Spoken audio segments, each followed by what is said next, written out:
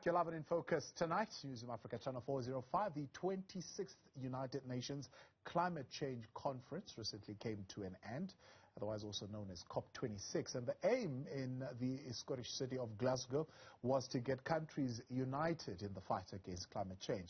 Climate change issues are likely to hit African countries the hardest, though the continent is the least responsible for driving climate change. Now, as Africa navigates between fighting poverty and fighting climate change, where and how do countries in the continent finance the science behind climate change? Sbu Nyathi, director at Ubuntunomics, joins us again tonight to give us more details. Sbu, good to have you with us once again. I mean, the argument raised by the Indian delegation, certainly one that rings true for many African countries. How do you balance climate change demands and the technology that you need to invest in compared to, of course, poverty eradication initiatives? How do you strike a balance? Well, good evening to you, Tabo, and your viewers. Well, how do you strike a balance? I don't know whether you need to strike a balance because the crisis presents many opportunities to sort of like change the way economies are structured so that you become a bit more inclusive and that the way you produce your goods, and whether they be consumer goods or commodities, is a bit more humane. So how do you strike a balance? I don't know whether you really need to strike a balance. I mean, look at Africa. We have all these resources, but Africa is still very poor. All of this wealth accrues only to a few people, multinational companies, and you find that in most of Africa, in cases like the DRC, those places are very are rich in all of these resources, yet the people are poor. And even here in South Africa, we have coal. How many people really benefit from coal, except for those who mine the coal? But for the rest of us, the only benefit that we get is what? Maybe sickness, disease, and low wages. So I think this crisis presents opportunities as well. But how do you do that in a government that says, I'm not saying coal forever, but I am saying let's manage our transition step by step rather than being emotional? And then Gwede Mantashe says, we are not a developed economy. We don't have all alternative sources. South Africa, the only thing that we don't have are the technologies. These technologies can be imported anytime. I mean, we already have wind turbine factories in Kucha, in Gqeberha.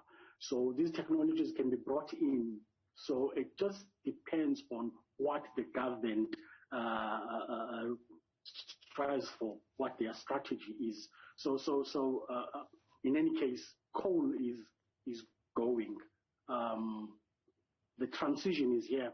So maybe Minister Mantashe may say what he says. I mean, South Africa does have a lot of coal reserves, but what can you do with those coal reserves when no bank is going to loan you the funds to mine them out, or even give loans to Eskom to build another Medupi? Because we'll never have another Medupi or another Kusile. This is the end of coal.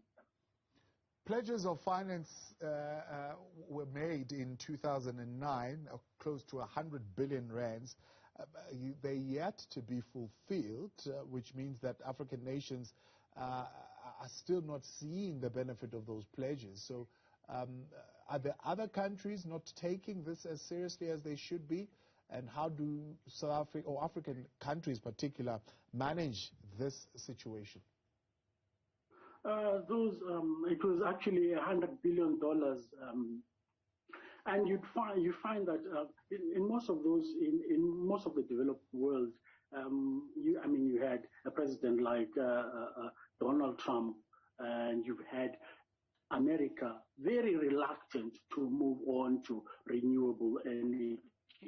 because they also have a big natural resources lobby, a big coal mining lobby. So you had that, and at the same time you had in the East China, which also relied heavily on coal. But the Chinese have turned the corner. They are now the leaders in renewable energy, technologies, producing those, manufacturing those wind turbines and all of that. So the world has moved on, and you now have the two superpowers agreeing on the one thing, that we have to transition, and we have to do that quickly. And so just recently, about a week or two ago, the Green New Deal, which is that $1 trillion program, was passed by the U.S. Congress. So you have a China that is in transition already, and you have an America that is going full steam towards carbon neutrality. So when you have those factors, things are changing. But you speak of China. China has now increased its import of coal 28%, 3.7 million tons of thermal coal from Russia in September, according to customs data. They are, of course, now almost going back to bringing coal to the industries there. Of course, yes. Well, yeah, that's true. What you have to do when you are transitioning, you have to do it.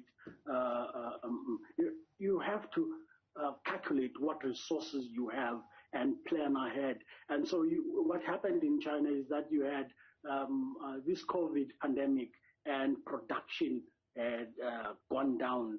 And after the lockdowns are lifted, there was so much demand. So it is true that we are transitioning, but we have to do it carefully and strategically. And so we also have to have transitional technologies like gas. Right. Use that more.